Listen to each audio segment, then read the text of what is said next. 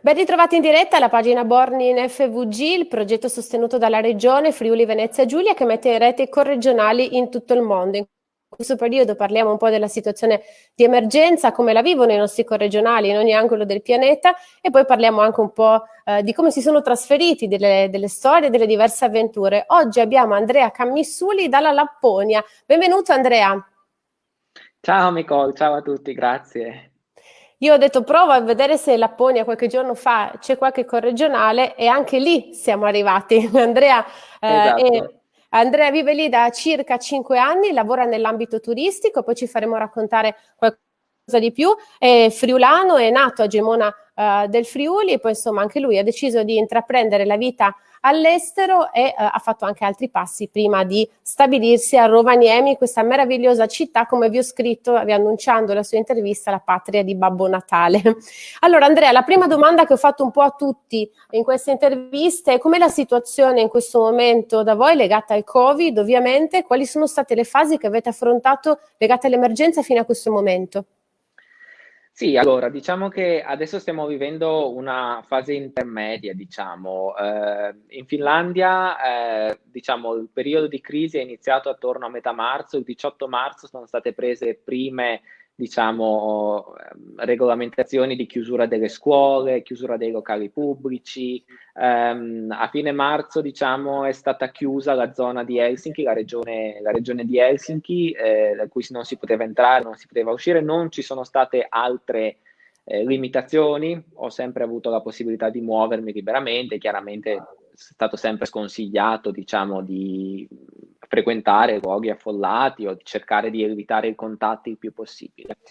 Adesso diciamo stiamo andando verso una fase di riapertura. In realtà le scuole primarie e secondarie in Finlandia hanno già riaperto, a metà, prima e seconda settimana di marzo hanno già riaperto. Università e licei stanno ancora seguendo, diciamo, un percorso di insegnamento, diciamo, a distanza, e dal 1° di giugno riapriranno i locali pubblici, i ristoranti, le librerie e via avanti. Quindi insomma ci sarà sempre il limite, ci saranno sempre dei limiti da rispettare fino al 31 maggio.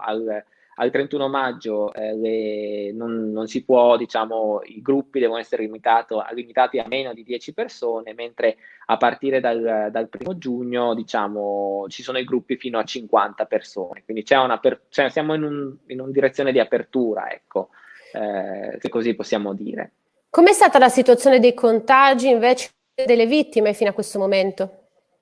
Allora, fino almeno ad oggi, a questo pomeriggio, diciamo, i contagi sono al di sotto dei 7.000 casi in tutta la Finlandia e, diciamo, le mortalità sono attorno ai 300 persone, ecco, 290. Quindi, diciamo, comparate ad altre nazioni europee, siamo in un'ottima situazione, ecco, Senti Andrea, tu lavori sicuramente. nell'ambito turistico perché ovviamente Rovaniemi è anche una località che attira tantissimi turisti durante l'anno e mi dicevi poco fa prima di entrare in diretta, tanti anche sono italiani. Come è cambiato per te il lavoro in questo periodo? Beh, diciamo che il nostro settore qua a Rovaniemi, diciamo, siamo tra virgolette fortunati, nel senso che la nostra stagione sarebbe comunque finita col finire dell'inverno, quindi abbiamo avuto un mancato profitto di 3-4 settimane.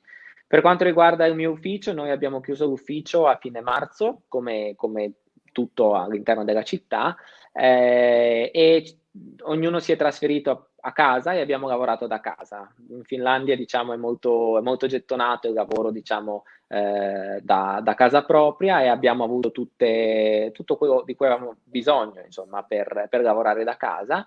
Io sono ritornato in ufficio i primi di maggio, quindi qualche settimana fa. Chiaramente l'ufficio rimane sempre chiuso perché adesso non abbiamo alcun servizio al momento, però adesso lavoriamo normalmente, insomma, dai nostri uffici, ecco, sì. Chiaramente rispettiamo le regole della distanza e via avanti, però eh, non vedo nulla di diverso, ecco, da un'estate precedente, se non chiaramente la mancanza dell'afflusso turistico, ecco. Ecco, ovviamente anche da te, insomma, anche in Finlandia i voli sono limitati se non chiusi. Mi hai spiegato prima, insomma, che anche la situazione degli spostamenti qui, come un po' ovunque, adesso è bloccata. Ma io volevo anche raccontare un po' la tua storia, perché la Lapponia è un paese appunto speciale per tanti, il sogno anche di raggiungere Babbo Natale, le aurore boreali, questi paesaggi innevati meravigliosi. Tu come sei finito lì? Ma in realtà io a Rovaniemi ci sono finito quasi per caso, nel senso che la mia idea era quella di trasferirmi nel nord Europa, quindi diciamo era un progetto piuttosto aperto. E dopo un'attenta selezione fra Svezia e Finlandia ho optato per la Finlandia e in realtà Rovaniemi era l'unico posto in cui c'era un'università che offrisse un programma che mi interessava e quindi ho fatto domanda per questo master in diritto internazionale a cui sono stato poi diciamo preso nel 2015 e quindi sono arrivato a Rovaniemi. Quindi diciamo non avevo l'idea di trasferirmi in Lapponia, però così è stato, insomma, ecco. E poi è arrivato invece l'impegno in campo turistico. Sì, poi diciamo per me è stato molto facile trovare questo lavoro. Io sono arrivato ad agosto e a fine settembre avevo già in mano un contratto di lavoro, diciamo, sempre nella stessa agenzia in cui lavoro. E quindi è stato molto molto semplice e ho scoperto questo settore, non avevo mai lavorato nel settore del turismo e non avrei mai pensato che fosse così interessante, così dinamico come insomma. E da lì poi diciamo la mia carriera è cresciuta, ecco, a partire dall'anno successivo, prima ero stagionale, poi a partire dall'anno successivo invece sono parte dell'organico, insomma, permanente dell'agenzia in cui lavoro. Andrea, prima dicevo si pensa soprattutto a Rovaniemi d'inverno, il Natale, la neve, però tu mi dicevi che è una località che regala anche delle estati meravigliose che anche durante Mm. l'anno ovviamente ha tantissime attrattive, è così? Esatto. Sì, in realtà se uno pensa alla Lapponia, pensa a queste foreste innevate oppure a queste escursioni con cani, renne, però in realtà la Lapponia ha da offrire moltissimo anche d'estate. Abbiamo delle giornate molto lunghe, adesso nel giro le giornate adesso ormai le notti sono già chiare qua, diciamo che a partire dai primi di giugno poi il sole non tramonterà nemmeno per un paio di mesi, quindi diciamo abbiamo il fenomeno del sole di mezzanotte e fa caldo, può fare caldo. In realtà oggi io sono a maniche corte e sono uscito a maniche corte, siamo attorno ai 22 gradi, quindi si sta anche bene. Insomma, è chiaro che non tutte le estati sono state, non tutte le estati sono belle, calde, soleggiate, però ci sono state periodi molto caldi anche qua.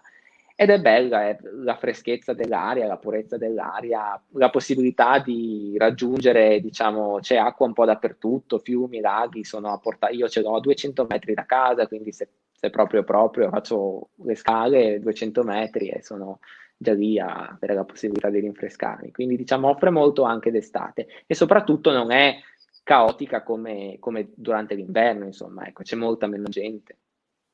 Senti, mi dicevi che d'inverno quando fa freddo però si possono raggiungere anche temperature sotto zero di parecchio. Quanto è Mm, stato il massimo che è da quando sei tu lì e hai visto nella colonnina del termometro?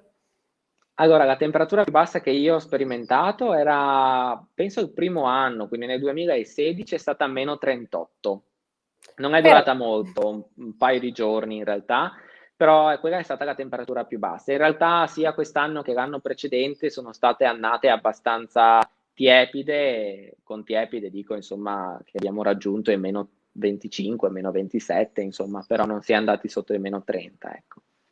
senti, adesso tu quando prevedi il ritorno un po' alla normalità, per quello che si percepisce anche attraverso il lavoro, parlo soprattutto ovviamente appunto del tuo impegno lavorativo, ma anche della vita in generale. Forse ci sarà un ritorno, mi dicevi, insomma, a giugno, la fase forse successiva a quella attuale.